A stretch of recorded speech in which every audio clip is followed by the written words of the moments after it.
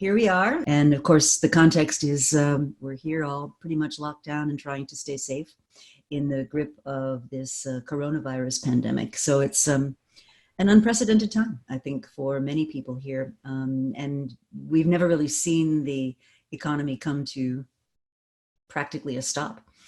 So we're all trying to kind of adjust to what that really means. So I thought, Sally, maybe if you introduce yourself briefly, and then I'll do the same, and then we can get started on our chat. Of course, Rita. Thank you. It's wonderful to be here. And I'm Sally Helgesen. I'm an author, a speaker, and a leadership coach. And for 30 years, I've focused primarily on women's leadership and building more inclusive organizations, both in my writing and my work. So I have lots of thoughts and insights about what kind of time that this is for women leaders and for organizations in terms of building the opportunities here to build more inclusive cultures in a time of great stress. So wonderful to be here, and thank you, Rita. Oh, thank you for making the time. It's always a pleasure. So I'm Rita McGrath. I'm a professor at Columbia Business School, and my main areas of focus are at the intersection between strategy and innovation.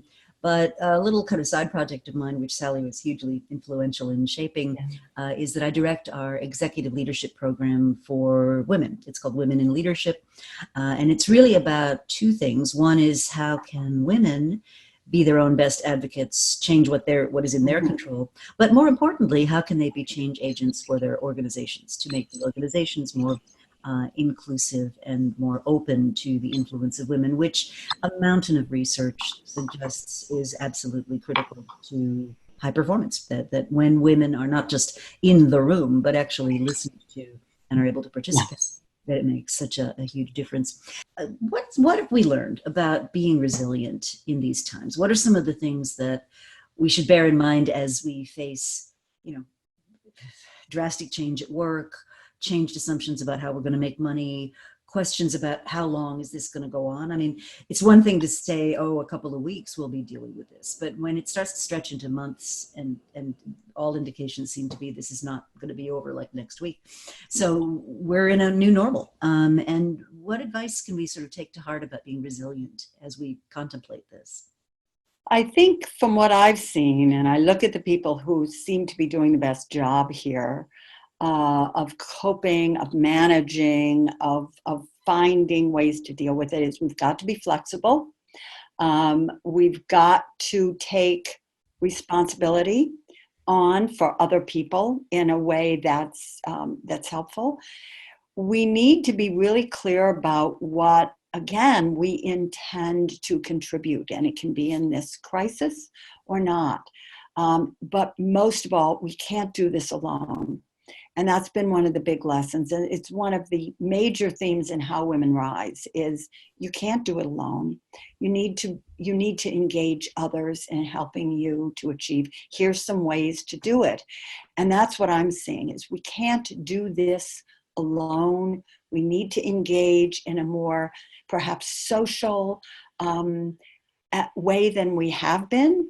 That is fundamental to our resilience, to be able to do that, to have that support. We need support, we need flexibility, and we need, somebody yesterday on a phone call I was on said the most helpful thing to do here is to regard this crisis in chapters, not a book. So you're not racing ahead to the book. When is this going to end?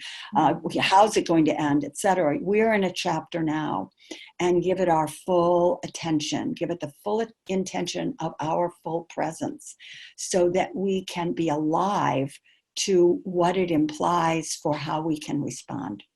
Mm-hmm. That's great advice. A friend of mine who's the head of HR for a major pharmaceutical company, who went through a really difficult patch personally. She went through a bad divorce and, of course, enormous pressures at work. And in that field, just everything's changing so rapidly. So there was a lot of intense pressure and she felt very alone. And what she did, which I thought was fascinating, was she created this posse for herself of other women in similar circumstances.